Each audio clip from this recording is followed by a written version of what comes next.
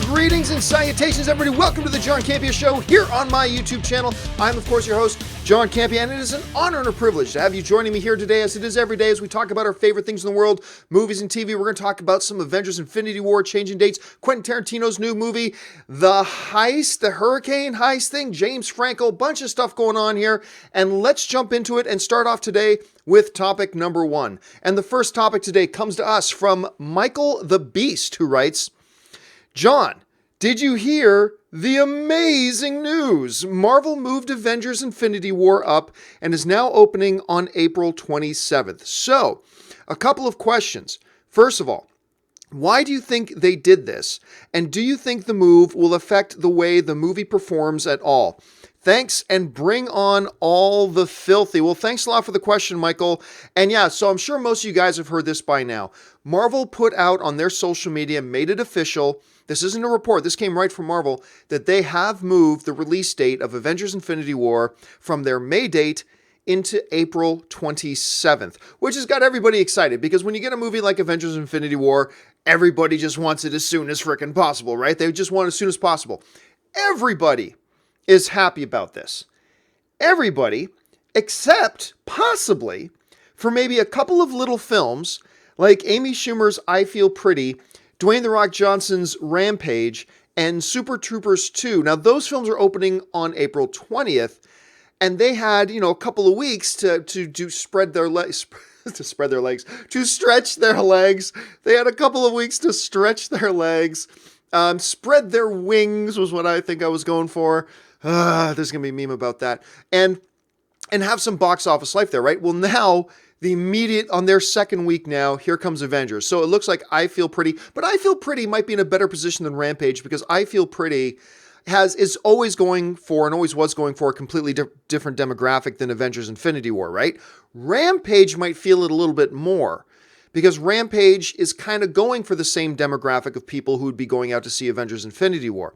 Now, some people will say, hey, but John, Jumanji opened the week after Star Wars: The Last Jedi. Yes, but there is a big difference between opening after another big movie or opening right before another big movie opens up. There is a difference there, so they could feel it there. So the question has come up, why? Why would they make this move? I think there are four potential reasons why Marvel moved Avengers Infinity War from its May release date to its April release date. Here are the four reasons. Reason number one, exactly why they said they moved it. The official statement given about it was that they wanted to move it to April 27th so it would open in most worldwide markets on the same day. And there's some legitimacy to that, sure. I mean, look, we've complained for a long time about these big movies, particularly Marvel movies, that open in some international markets before they ever make their way to opening up in theaters here at home. I get that. That makes sense. So that's one reason. The exact reason why they said it would be to try to open up on as many days as possible. The second possible reason I think they may have made this move is to move it further away from Star Wars Solo. Because, a lot of people have been talking for a long time, like, they're opening their own two major blockbuster franchises really close to each other. Is this a good idea? So while the first reason might be exactly why they said, the second reason I think we have to take into consideration here is perhaps they moved it to get a little bit further away from Solo, give Solo a little bit more breathing room. You know what I'm saying? So that could be one of them. A third possible reason that they've moved Avengers Infinity War into April is to get it a little further away from Deadpool 2. Now, Deadpool 2 isn't their own movie, but it is a big superhero movie. Make no mistake about it. Avengers Infinity War is going to do better at the box office than Deadpool 2, but Deadpool 2, going after the exact same demographic, I mean the exact same demographic, comic book superhero movie fans. Maybe they thought, we'll get a little bit further away from Deadpool 2 just to give ourselves a little bit more breathing room. So reason number one, to release on more international markets at the same time. Reason number two, to give Solo a little bit more breathing room. Reason number three, to move just a little bit further away from Deadpool 2 just to give itself a little bit of breathing room. And I'm going to mention one pessimistic possible reason. And I don't buy this, but I'm just going to throw it out there because it's a possibility. Here's a fourth possible reason. One of the reasons that Marvel has not traditionally, but at many times released their big Marvel film internationally before it opened in their domestic box office was a marketing and PR strategy to get people in other countries raving about their film, getting huge positive word of mouth from audiences going before it even opens in theaters here. Then, when it opens in theaters here, it'll get that extra push, it'll get that extra bump. Maybe moving it onto the 27th to open in the more international markets on the same day, if you wanted to be pessimistic, you could make an argument that, hey, maybe Disney doesn't believe in Infinity War as much as they've believed in some of their other projects. Maybe they don't believe that screening it in some international markets first will get this big tidal wave of positive buzz like some of their other films have. And maybe they think that would actually be detrimental to their box office. Maybe it's not going to be big positive word of mouth. Maybe they don't think they have the same amount of confidence in this, and therefore they put it on the same day so there can't be any negative word of mouth before it opens in the North American theaters. Again, I'm not saying I buy that. I'm just laying out all the possible reasons on the table. So, the four reasons I think that are possibilities for why they moved it to the 27th. Number one, exactly what they said it was, which was to open on more international markets on the same day. Number two, to give Solo some breathing room. Number three, to get a little bit further away from Deadpool to give themselves a little bit of breathing room. And number four, the pessimistic reason is maybe they don't believe in the film as much and they don't want some negative word of mouth from international markets coming out before the North American one comes out. So I'll leave it to you guys to discuss which one of those reasons you think is. But what do you think? Do you think there's other possible reasons that they've moved it to the 27th? Whatever the reason is, I'm just happy I'm going to get to go see Avengers Infinity War even sooner now than I thought, because there's a big difference in your head between a movie being just over, 2 months away to being just under 2 months away. And now Avengers Infinity War is just under 2 months away, which I'm really excited about. But listen, guys, I'm sure a few of you guys are going to have some ideas and some thoughts and some opinions about this whole Avengers thing when we get to the live part of the show, the live questions part of the show. So I'm sure we'll get back to it in just a minute. But for now, let's move on to the next topic. And the next topic today comes to us from one of our Patreon supporters, Ian. And Ian writes, "Hey, John, what are your thoughts on the official title and synopsis for Quentin Tarantino's new film, Once Upon a Time in Hollywood, starring Leonardo DiCaprio and Brad Pitt? I think it sounds very interesting, and I'm looking forward to seeing Tarantino's latest film, Stay Filthy." Yeah, so we've been talking about Tarantino's new film coming up for a while.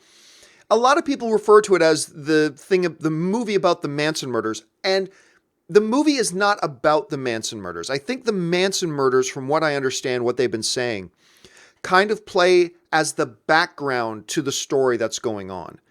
And the real heart of the story we found out from Tarantino the other day, and this was a part of the movie news feed a few days ago, was that Leo DiCaprio, he's going to be playing a former television star. Brad Pitt is going to be playing his former stuntman. They're buddies. They're living in Hollywood in the height of the hippie Hollywood era when there's a lot of change going on. They don't even recognize Hollywood anymore. And we know Quentin Tarantino is in love with old Hollywood.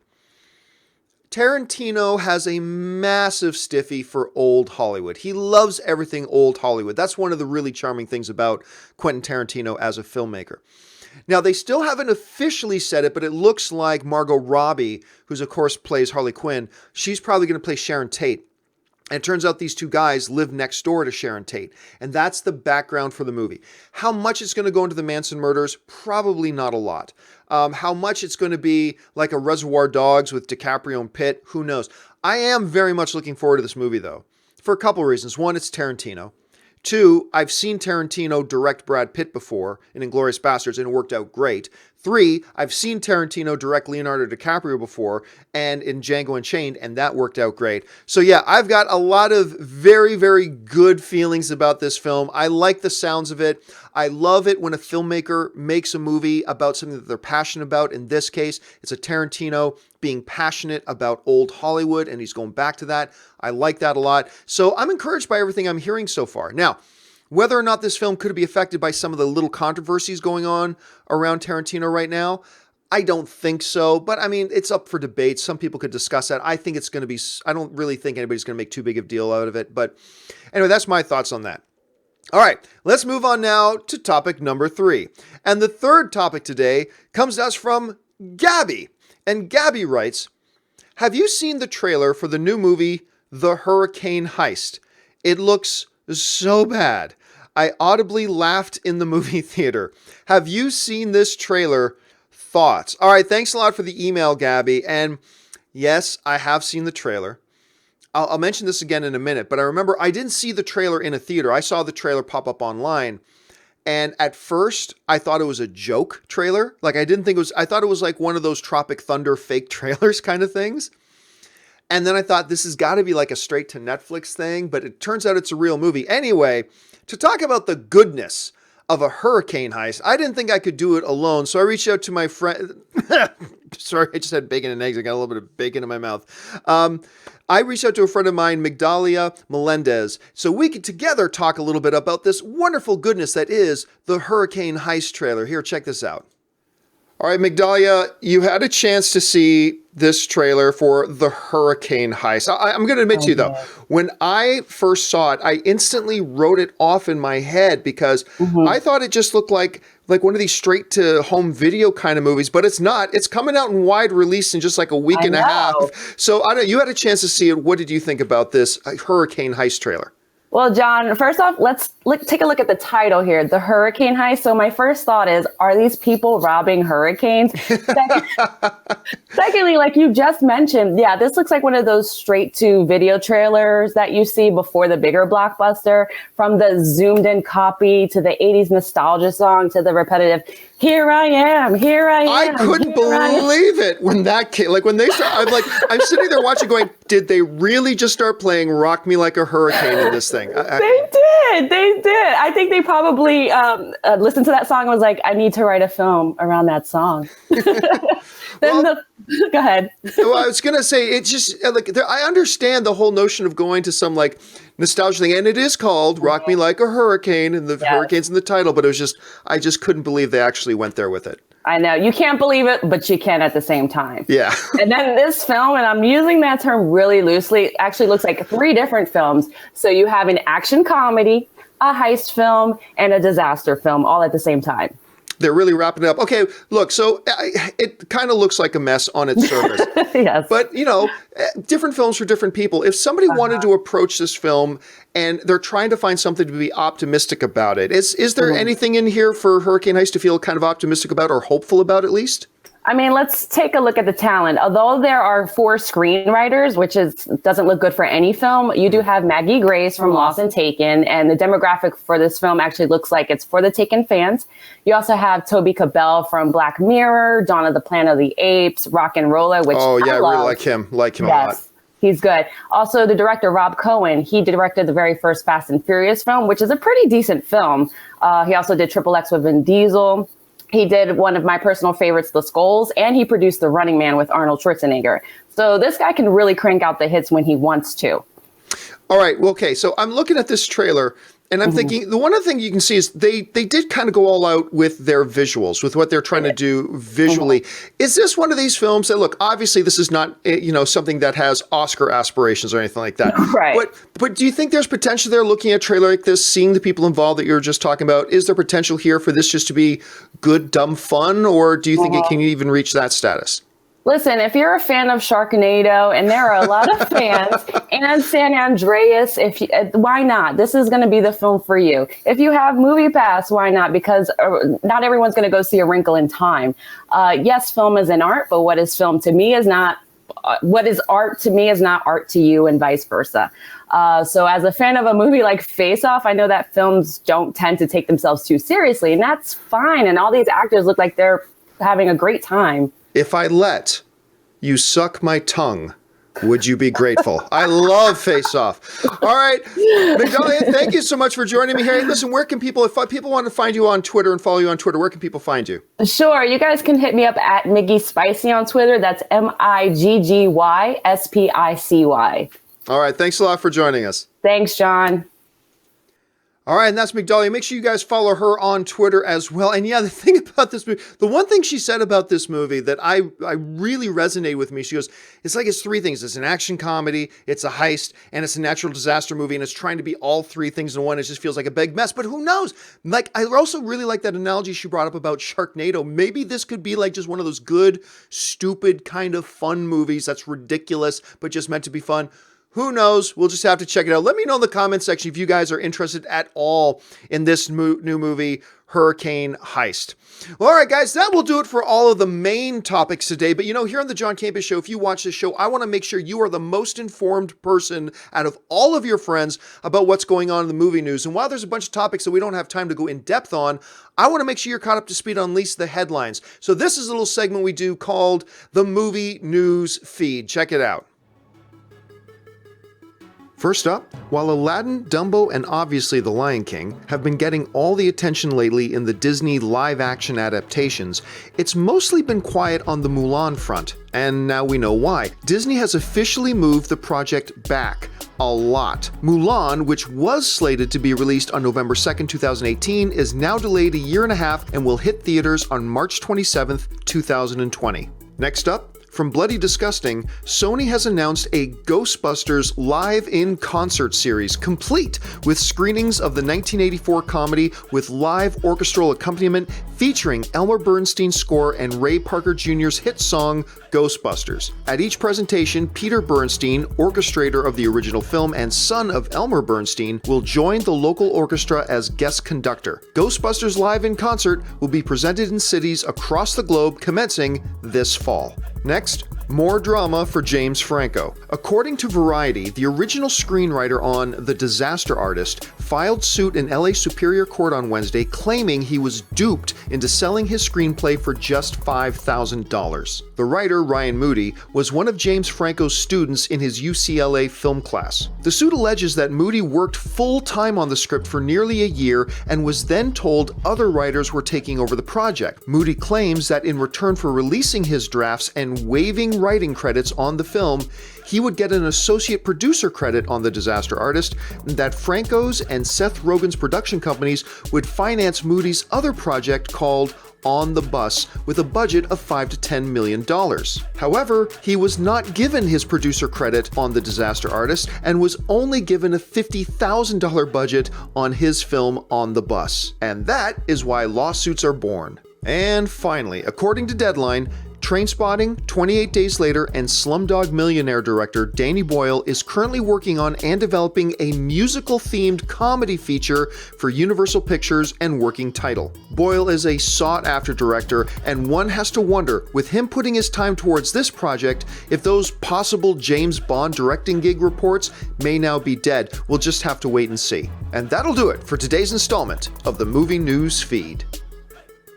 All right, and that is your movie news feed for the day. All right, guys, we've come to that part of the show now where I'm just going to take your live thoughts and questions and comments and see what you guys are thinking. I've got about 10 or 11 minutes left here. Hey, listen, guys, if you haven't sent in a live question already, do not send in any more. I've got more than I can handle already. So, and don't worry, guys, if I don't get to your question here, don't worry. I will get to any question I don't address right now on this afternoon's open mic show. So if you've already sent one in, don't worry about it. But again, cut off any more questions, no more questions. All right, let's go now to the first live question today, which comes to us from Dakota Barber, who writes, "Can't wait to see how the Russos did with Infinity War." Yeah, I mean, look, no kidding. The Russos have been crushing it. They have absolutely been crushing it. Now, I'm normally a little apprehensive about directors staying on one property too long. We've seen many examples of when it starts to fatigue them creatively.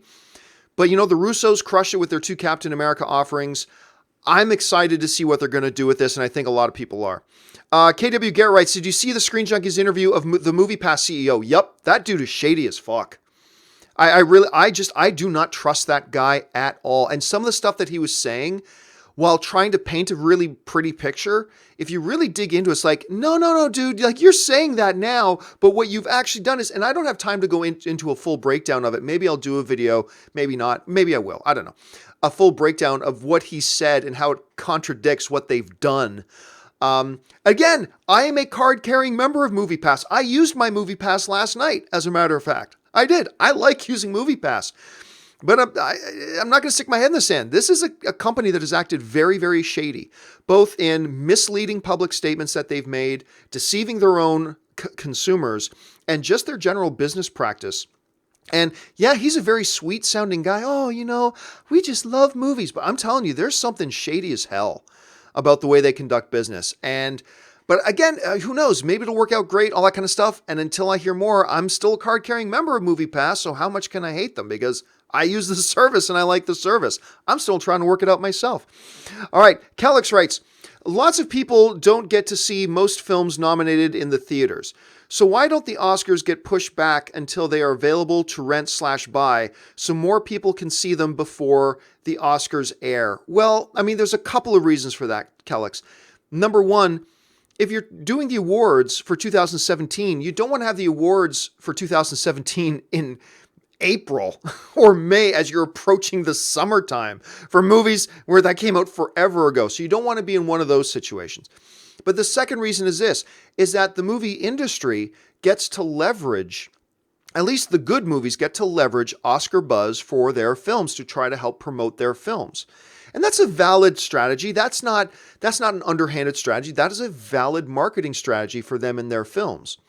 So they want to have, the thing early as possible. As a matter of fact, there was some discussion amongst the Academy about 2 years ago, I remember, about possibly moving the Academy Awards to like middle to late January instead of late February so that those films could, enjoy the benefits of Oscar buzz and all that kind of stuff as well.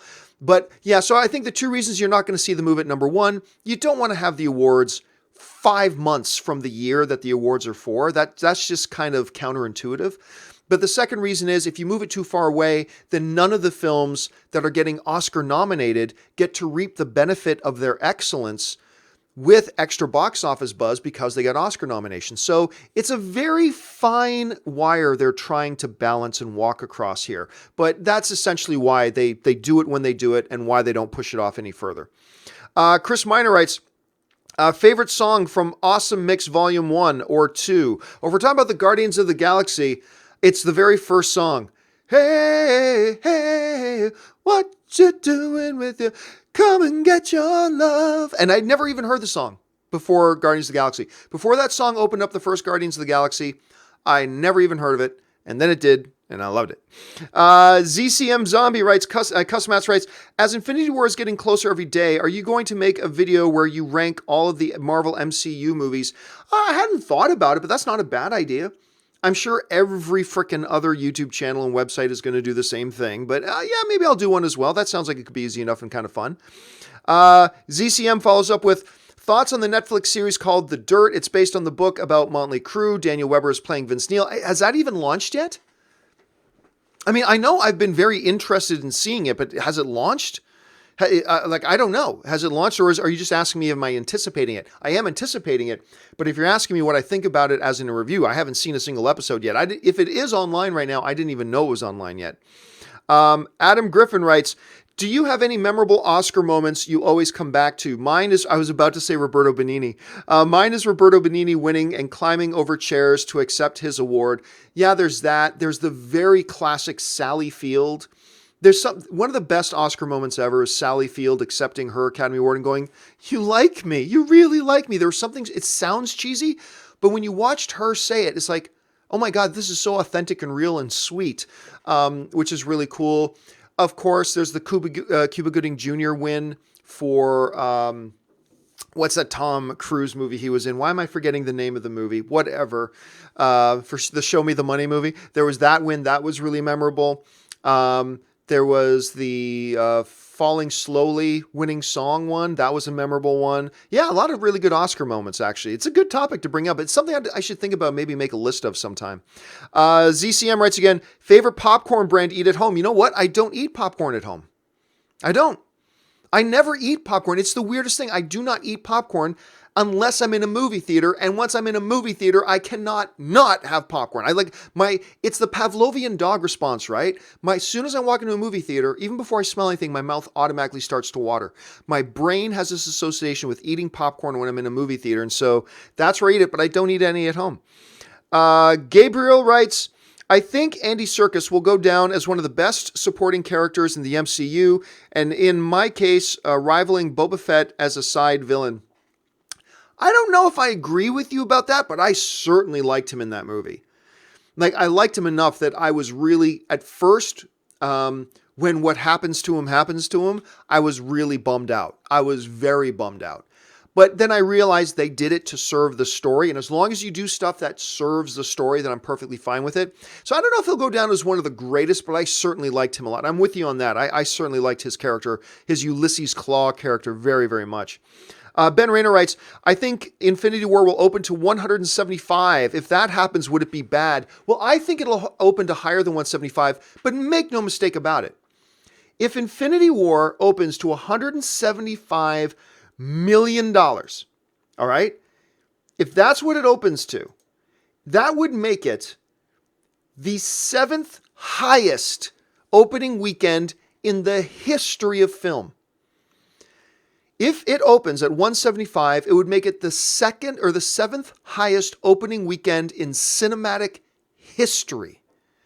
So no, if it opened to 175, it would not be a bad thing. It would be a really good thing. Notice I didn't say great. This thing has a potential for like 220, maybe even a little bit more. I do think it'll be 200 plus. So I don't think it'll be low as 175, but if it was as low as 175, listen to us. If it was down around 175, nothing to sneeze at. They will be more than thrilled with that. I guarantee it. ZCM writes again, do you think Ryan Coogler will direct 2 more Black Panther movies? And would you be down for a Wakanda TV series? I'll answer one of those. I don't expect to see Coogler doing 2 more. I don't. For the same kind of reason, I think he probably thinks the same way I do, but you don't want to just stay on one property too long. Even the great Christopher Nolan, he did 3 Batman films, yes, but he always did a Batman film, went and did another one. Came back, did a Batman film, went off and did a different film. Came back, and again, his 3rd film, I think, is the weakest of the Batman franchise, and that kind of shows. So we've already seen Coogler direct Creed. Then it's a no-brainer. He should come back and direct Creed 2, but he didn't. He decided not to direct Creed 2. He's a producer on it. So I see Coogler being involved in Black Panther moving forward, and maybe he'll direct the sequel. But I don't know that we'll see him direct 2 and 3. Let me rephrase. I don't think we'll see him direct 2 and 3. You know what I'm saying? I think he'll want to keep himself fresh. Another Marvel property is a possibility as well. So let's just see how that turns out. Curtis Lopez writes, where did Tobey Maguire go? Haven't seen him in ages. Yeah, no kidding. And there was a little bit of controversy surrounding Tobey Maguire recently because Molly's Game, which was my 2nd favorite movie of last year, there's this character who's kind of a dick character in it. They just refer to the character as Player X. But it's based on a real life character. And a lot of people have speculated that Player X was actually Tobey Maguire. And so that's kind of been hanging over his head a little bit because they really do portray the character as a real dick in the movie. So the speculation is he is that character. He's the one that they've based that character on. And that's kind of been hanging like a shadow over his head. He's been in a few things here and there, but yeah, he hasn't been like the big major stuff, which is interesting, but we'll see. I mean, Tobey Maguire is a really, really talented dude. I'm sure we'll see a resurgence of him at some point. ZCM writes again, sorry for spamming in questions. No problem, man. College takes my time away. Did you watch the new Screen Junkies video with the CEO of Movie Pass on it? I've already actually addressed that, ZCM, so just go back and refer to my answer a little bit earlier. Director Donovan writes, will we see a Percy Jackson reboot? I love the books. I actually don't think so. And you know what's funny? I actually quite liked the first Percy Jackson, but they never had the big success. I don't know if they were seen unfairly as Harry Potter ripoff movies or whatever, but I really like Logan Lerman. So I liked the first one. I wasn't super crazy about the second one, but whatever. But they just couldn't find that audience. You know what I mean? So I don't know if another studio would be willing to step up and take another crack at it. So I'm going to guess no, but I mean, I wouldn't follow with surprise if they did at some point, but my guess is no. All right. Lycon Zero writes, would it not be prudent if you're not going to be hardcore in the rumor game to just keep all such info to yourself? People love creating fake news for clicks, and a mere mention has only added to it. Not trying to be rude, but my Twitter has been lit up about this seemingly inconsequential thing for days now. Love the show and what you do. Here's the thing, Lycon. I, as a YouTube channel guy, remember, I'm not a major trade. I'm a fucking nobody in my spare bedroom that I make a little studio out of. And on my own show, and by the way, one of my smallest shows, the open mic show, it's a small show. So I'd be a little more intimate about it. I just share more and we talk more and things like that. I should be allowed on my own show, and I should be able to have enough faith in the movie journalism outlets that if I specifically say, hey, I'm not even going to say what it is. So I'm not giving any information. I'm just letting you guys know I found out this thing that I think some people are going to be upset about regarding the DCEU, but I'm not going to give any details. I'm not going to say what the story is. I'm just going to let it go. I'm just letting you guys know it will come out and it will be public, so you guys watch for that. It's just not going to come from me because of the bad experience I had before. I should be able to, on my own little YouTube show, express that simple thought and have enough trust. I should be able to rely on movie journalism sites to not then make up a story around it and act so irresponsibly, like what we saw The Wrap do, right? The Wrap, exclusive, Matt Reeves not leaving Batman. Nobody said Matt Reeves. I tweeted them this morning. I said, what's your next big exclusive? Exclusive, Eiffel Tower didn't fall down overnight. Did somebody say it did? No, we're just letting you know. I mean, I should be able to, on a show, say, hey, I found out something, but and give no details about it, not try to get into it, not anything like that. I mean, it's kind of like, a woman should be allowed to wear nice clothes and then not just walk by a construction site and get catcalled at. So saying, what I interpret as saying like, well, then you shouldn't talk about anything. That's like telling a businesswoman just getting dressed for work, trying to look nice, that, well, you shouldn't dress like that if you don't want to be treated like a piece of meat and you don't want to be catcalled. That's ridiculous. I should be able to rely on a monochrome of professionalism, particularly from these big outlets, to not take something that I didn't say and create a story out of it. I should be able to, on my own little YouTube channel, talking to my supporters and talking to my viewers and saying, hey, just so you guys know, I heard something. It's going to upset some DCU fans, but I'm not going to say what it is particular. I just want you to be prepared for it because it will hit, it will come out and you'll know about it at some point. I'm just preparing you for it. I should be able to do that. And this whole notion that, well, everybody's going to act like idiots, that doesn't excuse them acting like idiots. And I refuse to let the stupid behavior of other people and the irresponsible behavior of other people to dictate what I'm allowed to do just on my own show. I refuse to let the irresponsibility of other people dictate what I can and cannot do on my own show. And I took the extra step. I didn't even say what it was. I didn't give any details. I didn't even say what the story was in the first place. And yet somebody still went and made something out of it. So no, I'm not going to let the irresponsibility of other people dictate what I do or do not do. And that's just the way I feel about that. Okay, time for two more quick ones. And don't worry, guys, if you have a super chat in here and I don't get to it, I will get to it a little bit later on this afternoon on the open mic show. Yours will be the first questions that I answer on the open mic show this afternoon. And the next one comes to us from LSID0685 writes, so if the Fox Disney deal comes through, who gets to keep the revenue from movies like Deadpool 2, X-Men, Gambit, etc.? Fox does, because Fox still owns Fox. Like a lot of people seem to think that there are still people who think that, oh, Disney already has some control of Fox. No, they don't. They're not allowed to be involved with Fox in the slightest bit. If they got involved with Fox even in the slightest way right now, the government would shut them down. So right now, Fox is still Fox. They are operating until this deal gets completed in another year, year and a half, whatever. It is business as usual at Fox. So whatever movies they develop and put out, Whatever box office revenue they generate still belongs to Fox. And the last one I'll take for this morning comes to us from Zane Hashmi, who writes, Warner Brothers, well, we can't please Ben Affleck and we have to let Snyder go. I know. Let's get Michael Bay in here. Brilliant. Oh God, man. Believe me, that is the same thought that went through my head. But I will tell you this. From what I have heard, that Michael Bay thing isn't going to go anywhere. Now, I don't know that 100% for sure. I don't. I do not know that 100% for sure. I have been told by somebody who's been right before with me and somebody who's been wrong before with me. So I'm not going to make any headlines out of this.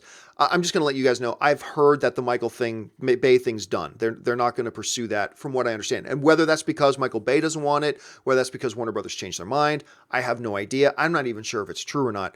I'm just letting you know that what I've heard was that we don't have to worry about the Michael Bay thing. So anyway, there's that. All right, guys, that will do it for me for today's installment of The John Campea Show. Thank you so much for joining me. Listen, guys, you might have noticed that we started off the show with our major topics coming from you guys, that you guys emailed into me. How do you get an email, comment, or question on the show? It's simple. Just email me anytime at john@thejohncampeashow.com. Put that word topic in the subject line and make sure you keep your emails to 90 words or less. Also, if you're somebody who enjoys my shows and you like watching and hanging out with the other people here in the comments section, do me a favor. Head on over to www.patreon.com/John Campea.